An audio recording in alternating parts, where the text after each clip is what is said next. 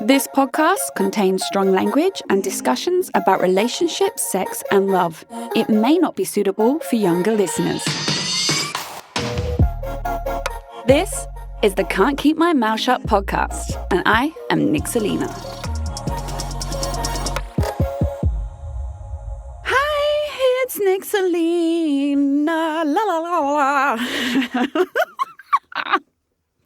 You know what I love? I love day episode recording because I have a coffee and I'm just climbing the studio walls, literally climbing. And I can hear in my voice, I just get like extra expressive. Maybe we should do like a recording where I'm at nighttime and like a bottle of bubbles in or something, or like 5 beers. Oh, anyway. This episode, I know you're all tuning in because of the title. It is called I Only Have a Boyfriend Because I Didn't Want a Boyfriend. What? Oh my God, what? Wait, you have a boyfriend? But you were saying your vagina's on strike. That wasn't that long ago. Oh my God. And what, you saying you don't want a boyfriend, but you have one? What? I know. I can hear all of your brain cogs going. So this is why I'm explaining this in an episode. It might not be a long one because I'm not going to divulge too much because, I don't do that anymore. Well, not yet. Anyway, but yes, Nick Selena does officially have a partner. And it was completely unplanned. Completely unplanned. But the episode here, and the reason why I'm saying this is not to talk to you about how fucking great my boyfriend is, which he is. Oh, man. Sorry, sidetrack. His smile lights up the whole room. I've never, ever known a guy with a smile like this. Like, I can't cope. And he does this thing where he's talking to me and he will like bite his like side of his lip. Oh, I'm like, whatever you want. It's when he does that, I'm like, babe, you can have whatever you want. Take it. I've just, landed, jackpot. It's his fucking smile. Just wins me over. He also happens to be an incredible human on top of that. But yes, why do I have a boyfriend and why is it because I didn't want one? So what I get asked a lot is, Nix, how do I find someone? How did this, how did that? I was even at a bar 2 weeks ago with guests over from Korea. And obviously, like, the people I'm with and the circle, they're like, yeah, Nick Selena does this, this, and this. And once people find out what I do, it's like everyone wants information, advice, and it becomes a really big, open discussion and people being vulnerable. And I love it. But I got asked this, how do I find a beautiful woman to be my wife, right? And I was sitting there like, well, it's a heavy one. I was there, so I can talk about how in that space now. But I said, listen, you need to stop wanting it. And I know that's the most frustrating answer. And it's so frustrating when you're in that space, but it's true. And I was like, if you stop putting so much value and emphasis on finding a wife and finding a woman, I'm telling you, that is when she will come. So that's when I thought about that the next day and I reflected because everyone in the room, the conversation went on for a long time, right? And bearing in mind, we've just met and I'm British and 2 people in the room are Singaporean and all the rest are from Korea. And it was so incredible to have such an intimate, open discussion with people from across all different walks of life and energy fields and just different cultures and backgrounds. It was great. But what I love is what I bring out of people in those spaces and that they trust me to open hearts like that. So it got me thinking about the advice we were talking about and the things in there. And honestly, it's so true. You need to not want to meet someone to then meet someone. And that's so fucking annoying. So let me explain my boyfriend situ and we'll elaborate from this. But as we know, I've been single for nearly 2 years? No, year and a half? Year and a half? Yeah, 18 months. Yeah, year and a half. It's felt like 10 fucking years and a half, let me tell you that. But I was so... at the beginning of after my breakup, I was extremely lonely. I was so heartbroken. So heartbroken. Oh, yeah. Even reflecting on it now, I don't know how I got through that time period. That was awful. A lot of my long-term listeners, you will know, you've been on this journey with me. You would have heard it all. You know, I was a mess. And I was desperate to find someone. I just felt so lonely. I missed my fiance in the space of, like, I missed having someone. I missed building a life with someone, coming home to someone. I mean, I didn't miss him, but like I was like, when is it my turn? You know, when do I get to meet someone that isn't going to cheat on me, that isn't going to treat me like trash, that isn't going to abuse me, that isn't going to lie to me? Like, when is it my turn? And I'd get very anxious about it, very frustrated, very upset. That's on top of the heartbreak. I also was very anxious about my age and timelines and babies. And yeah, it was a whole swirly pool of pain. No, it was like a tornado of pain, and I'm in the middle of it, creating it. And then what I had to do is I had to heal all of that. Then I had to heal a lot of the trauma from the past to move past that. And I mean past, right? Like before the fiance, before the boyfriend, before the fiance and all that bollocks. So I did all that. Still like, oh, I miss someone, and I'd have one night stands and fuck around. And then I was seeing some guy in Bali for a bit, which I knew wasn't like a thing. Like, I'm never moving to Bali. He's not moving here, like whatever. Yeah. I was doing all of this. Anyway, I hit a brick wall in myself, I think, a while ago now, where I just didn't want any of it anymore. It's like I woke up one day and was like, I'm really healed. Like, I don't give a fuck what any of my exes are doing. Like, they can all be marrying Victoria's Secrets models tomorrow. I'll be at the back clapping. Like, go you! Do I wish them a happy life? No. I wish them the misery that they fucking deserve because they're shitty men. But do I care if they're happy? No. Do I care if they get karma? No, not anymore. I don't give a fuck.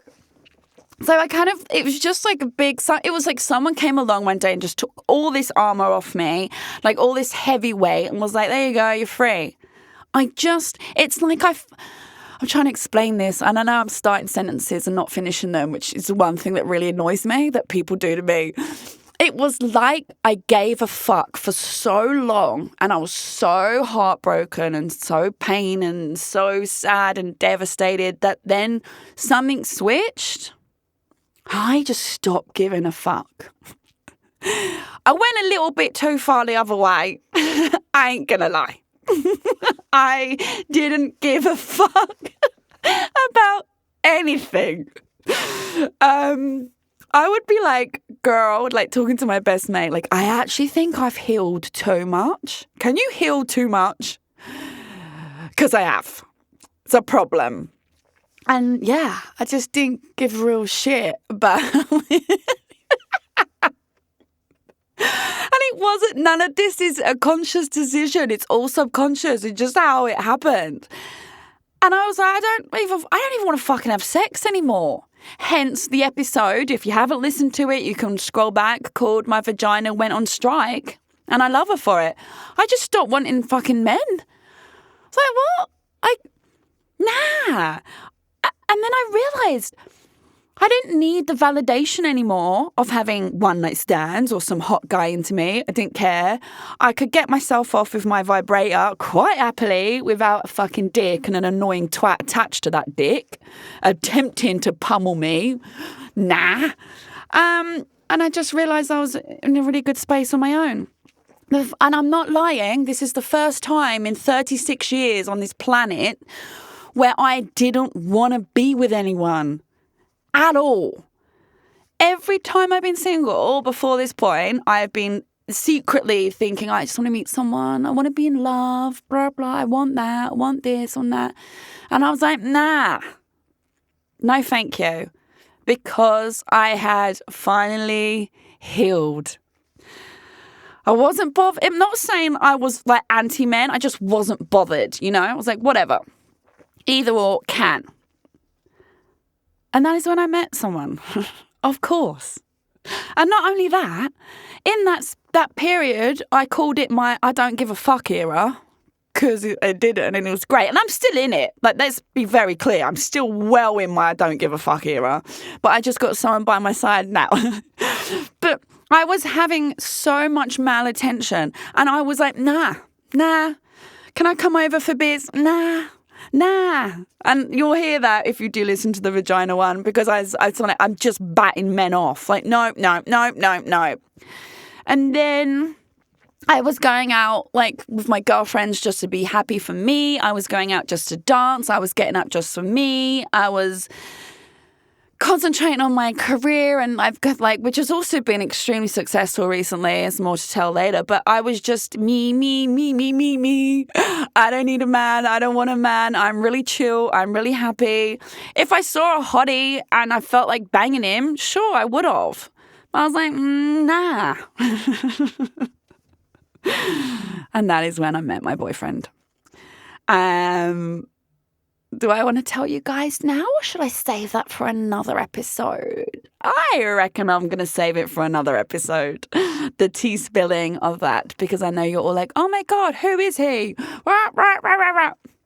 But yeah, I met him very coincidentally on a night out, unplanned, unexpected, and I kept him pretty much at arm's length as for the early stage as I could, because I didn't give a fuck. And yet somehow I have a boyfriend. It's odd. It's really odd. And I genuinely believe that it's because I healed myself to the point where I was whole and complete by myself. I woke up every day so fucking happy by myself. I used to be like, oh my God, I love my life. And I turned from this, I'm so lonely, I'm so isolated, I'm so heartbroken, I'm so sad, I'm so insecure, like, why did this person do this to me? I turned from that person into I would wake up every day and I'm like, fuck, life is great. Like, love my house, great, pool, great, love, cats, love, job, love, podcast, love. I just transformed my mindset into being so fucking happy by myself. And that is why I have a partner now, because I stopped needing and wanting one. And I'm telling you all, this is I was going to say word of warning, but it's not warning because it's a good thing. That sounds very dramatic. But heed my story as a promise to you that if you do the work and you get happy on your own, to the point you literally don't think about being in a relationship. It's not, you don't even miss it. I wouldn't go to bed and go, oh, I'm actually secretly really sad, but I kind of do want a partner, but not. No, I wasn't fucking bothered. I didn't miss it anymore. I didn't need anyone on the sofa next to me. When you get to that phase, you start to radiate a different energy. And that different energy attracts people in their droves. Not just partners, but colleagues, friendships, new ventures, new clients. You're just living in a different space. That is that Phoenix energy. Honestly, that is what I kind of tapped into, but then just fully embodied a little bit too much. Oh, stories for another fucking day, people. But yeah, you got to get there. When you get there, I'm telling you, that's when the universe will say, right, now you're ready. You're about to meet someone who's going to blow your mind. And it will be very unexpected. And it will be someone probably completely opposite to what you're used to, opposite to what you think you want. And you just come in and, yeah, like a ray of fucking sunshine. Which is what my one has done. Love his soul. So, yeah, there we go.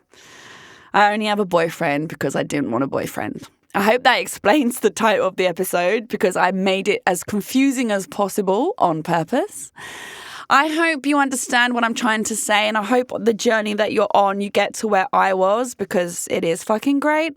And if you need me on any level to help you get there, please reach out to me. I'm always available to all of you guys and girls. Across all social media platforms, you can find me at Nixalina, Nixalina. Thank you for listening. I will, I'm sure, talk about my other half at some point soon, so stay tuned for that one. And for now, I look forward to seeing you all next week. Thanks for listening to the Can't Keep My Mouth Shut podcast. Produced and hosted by me, Nixalina, and recorded in the Splicecast Studios in Singapore. I'm available to listen to on Spotify, Apple Podcasts, Google, and all major podcast listening apps. Do subscribe to enjoy a new episode every Monday evening. Please do give me a 5-star review. It helps other people also find my podcast.